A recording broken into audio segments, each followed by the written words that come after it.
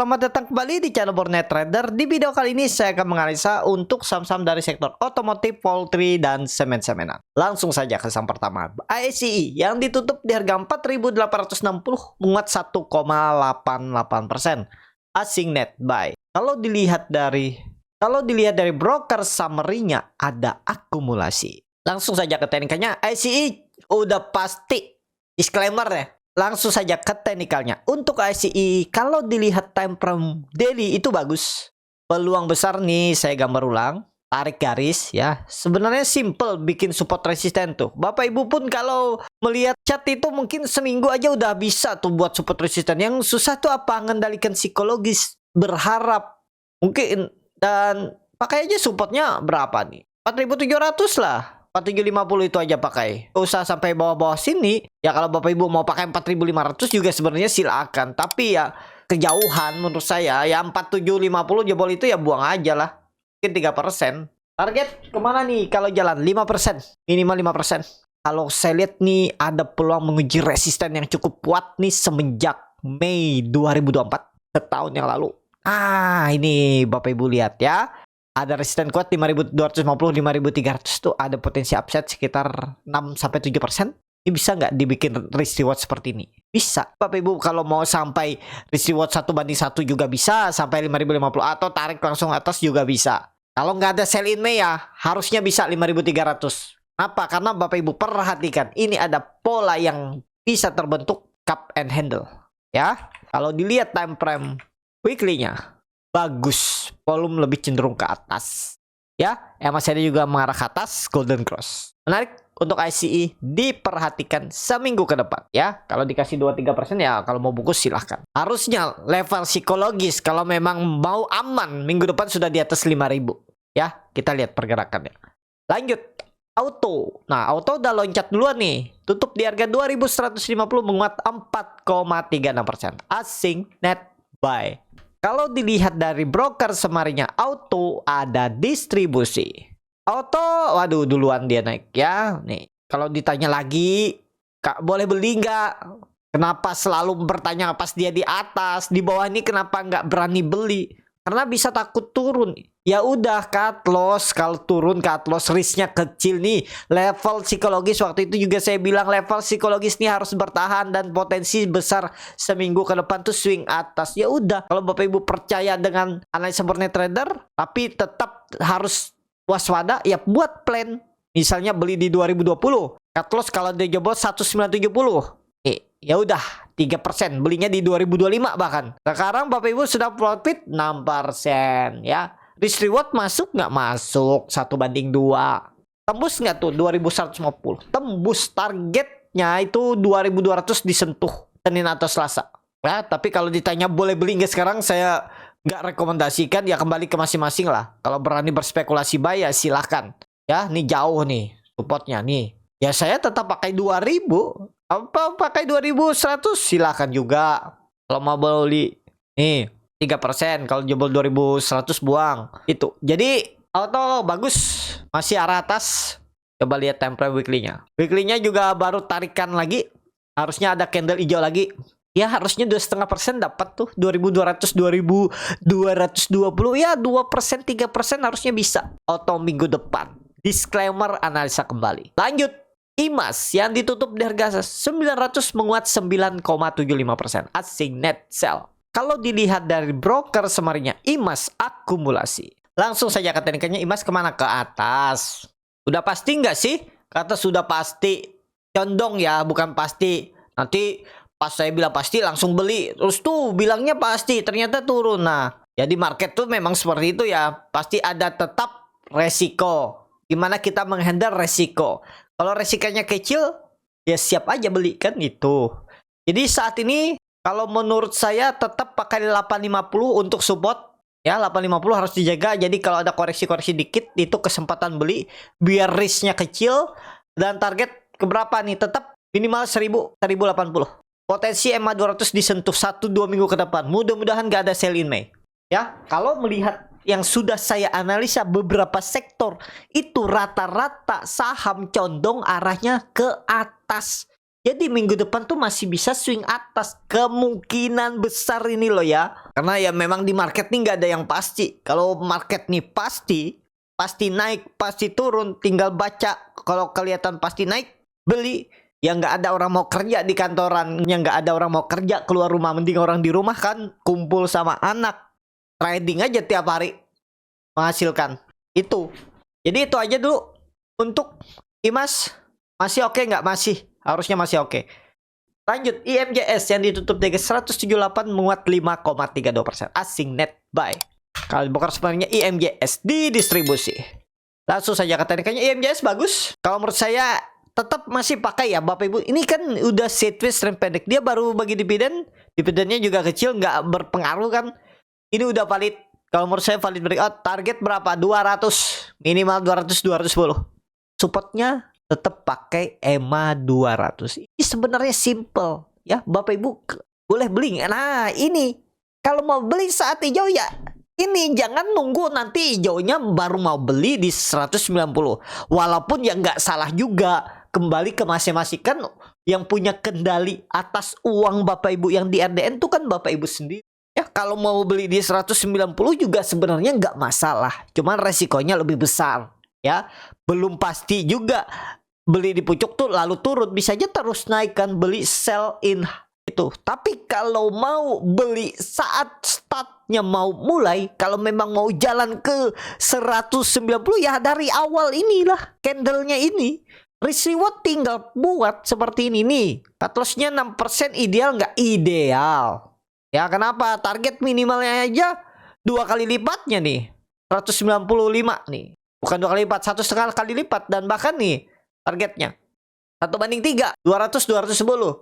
Nah, itu aja kalau minat. Itu untuk IMJS. Tapi kembali lagi ke masing-masing. Lanjut, MPMX yang ditutup di 1030 menguat 0,98%. Asing net sell. Kalau bukan semuanya MPMX di distribusi. MPMX sentimen mau bagi dividen ya Juni kak. Nah, Juni ya. Cuman masih lama nih. Kalau menurut saya MPMX ada potensi menguji 1080 ya, ini momentum sampai dia bagi dividen nanti akan uji atas, dan dividennya diproyeksikan tetap masih sama seperti dividen tahun-tahun lalu ya, di sekitaran 8-10% dividennya. Jadi oke nggak harusnya MPMX? Masih oke MPMX. Tren jangka menengah juga setahun ke depan Bapak Ibu kumpul aja setiap bulan juga boleh tuh MPMX ya. Kalau tertarik itu untuk MPMX. Kalau mau pakai supportnya 990. Gak usah pakai 960, ini tutup aja nih. Udah nggak pakai ini. Kita pakai atas saja nih. Ini ya 990. Jebol itu ya udahlah, gagal. Kalau ada koreksi dikit 1-2 hari itu menarik, kumpulin. Target 1080. Ada potensi ya. Kalau Bapak Ibu nonton video saya waktu itu yang lama-lama lah, MPMX ini kan yang memang berpeluang akan uji 1080. Bahkan tembus. Bahkan kalau Bapak Ibu lihat nih, dia belum ada all time high semenjak IPO, terus turun. All time high-nya pas IPO ya. Nah, masa sih nggak berangkat nih tahun ini? Harusnya tahun ini ada potensi all time high, tapi kita nggak tahu apa sentimennya nanti. Intinya ada potensi lah. Ya, Bapak Ibu perhatikan juga ini ada pola view panjangnya cup and handle. Nah, seperti ini juga bisa cup and handle. Gak harus cup seperti ini juga ya. Nah, kembali ke masing-masing lah. Gambaran itu ya masing-masing. Karena menggambar itu kan sesuai pengalaman. Ya, itu untuk MPMX masih oke. Lanjut. GJTL yang ditutup di harga 1050 muat 2,43%. Asing net buy. Kalau bukan responnya GJTL. Akumulasi. GJTL bagus. Arah ke bawah 1100, 1120 seminggu ke depan. Lebih cenderung ke atas. Supportnya Bapak Ibu tetap pakai aja 995. Jebol itu buang 990, 985. Target terdekat 1100, 1120. GJTL. Lanjut Bird yang ditutup di harga 1585 menguat 2,92%. Asik net buy. Kalau dilihat dari broker semuanya Bird akumulasi tipis. Bird bagus. Sudah breakout? Sudah. Kemana? Ke atas. Target berapa? 1700 minimal. Atau EMA 200, 1700, 1730 untuk Bird. Condong ke atas. Supportnya pakai berapa? 1500. Jebol itu ya buang. Pokoknya kalau saham-saham ini ingat aja apapun sahamnya. Ini kan rata-rata saham nih udah tembus resisten. Atau kalau minggu depan yang tembus resisten. Terus tiba-tiba semua saham rata-rata ya, nggak harus semua saham. Yang awalnya di atas resisten jebol support. Di atas support ya. Jebol support udah siap-siap. Kalau Bapak Ibu lihat ya dari beberapa sektor itu. 3-4 sektor terus rata-rata sahamnya jebol support lagi. Itu ada pertanda sell in May. Menurut saya. Ya, hati-hati itu aja. Ya, untuk bird bagus. Harusnya sih swing atas 1700 minimal. Lanjut. Cepin yang ditutup Dega 4420 menguat 3,27%. Asing net buy.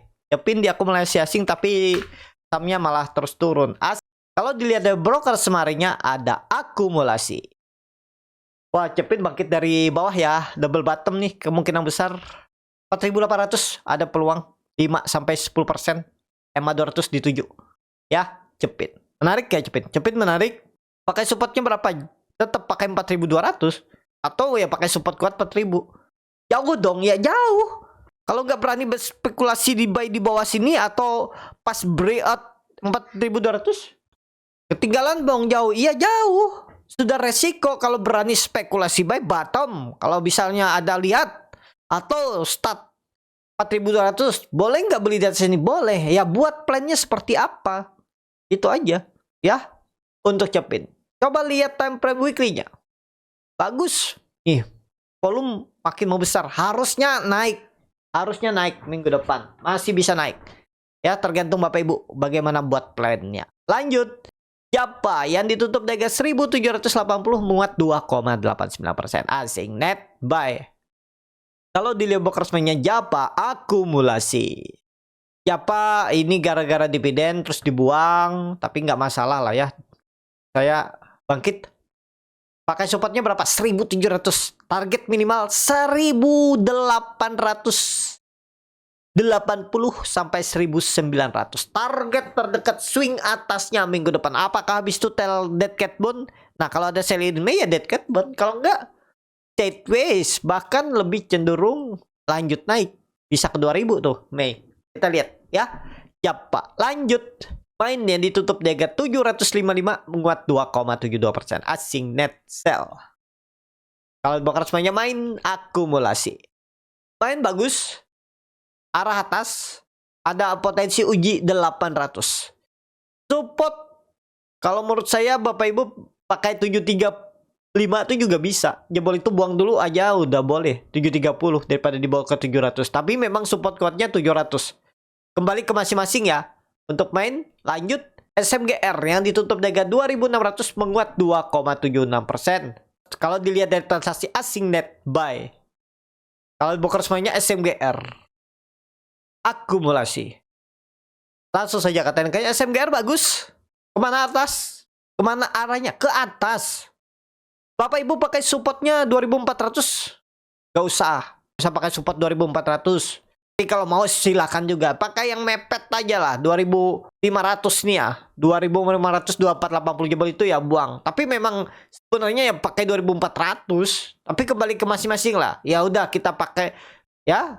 Tergantung Bapak Ibu lah. Kalau saya tetap pakai yang atas nih aja. Gak mau lama-lama lah. Kalau diturun ya buang aja. Trendline downtrend segera dipatahkan. Kita tarik dari apa nih? Dari Januari aja. Nah, ini trendline downtrend dipatahkan nih. Ya, potensi dipatahkan. Target naik berapa nih? Minimal ya, minimal 2800 2850 tuh bisa. Kalau memang mau jalan ya, 1-2 minggu ke depan harusnya bisa 2850 2900. Support ya kalau mau pakai 2400 bisa, pakai 2500 juga bisa. Tapi menurut saya 2500 harusnya dijaga minggu depan. SMGR. Coba lihat time frame weekly-nya. Bagus. Volume juga lumayan meningkat. Masih ada golden cross. Cenderung kemana? Ke atas. SMGR. Lanjut INTP. Yang ditutup di harga 5400 menguat 2,85%. Asing net sell. Kalau bongkar semuanya INTP di distribusi. Langsung saja ke teknikanya INTP kemana? Ke atas. Supportnya pakai berapa? 5200. Target resisten berapa yang diuji? 6000. 6000 potensi besar nih. Kalau memang nggak ada sell in May 6000 arah. Atau minim-minim ya. Ya dikasih 4% bisa tuh, 4 sampai 5%, 5.600, 5.700. INTP. Coba lihat time frame weekly-nya. Tuh, bagus. Ya, walaupun candle hammer tapi lebih cenderung ke atas. Oke, INTP. Itu aja. Lanjut saham terakhir SMBR yang ditutup di harga 172 menguat 0,58%. Asing net buy. Kalau bukan sebenarnya SMBR di distribusi. SMBR ke atas. Supportnya Bapak Ibu tetap pakai 160. Jebol itu buang. Tapi rewardnya lumayan tinggi nih, ya. Rewardnya berapa? Ke 200. Ada potensi 15% apa ya nih? Coba hitung. Oh, ini dari bawah ya. Kita naikin lagi tuh. Kalau Bapak Ibu kemarin kita naikin dulu 18 cut loss di bawah 160 ya. 9% reward seimbang. 1/2. Ya ini masuk kan reward seperti ini. Lebih cenderung ke mana? SMBR lebih cenderung ke atas saham-saham. Tapi kembali lagi itu disclaimer ya, baru analisa Borneo Trader. Jangan lupa itu baru analisa. Saya bukan juga. Jadi ada bisa melesetnya. Kembali ke masing-masing. Cukup sampai di sini video kali ini. Terima kasih untuk Bapak Ibu dan teman-teman yang sudah menonton video ini sampai selesai.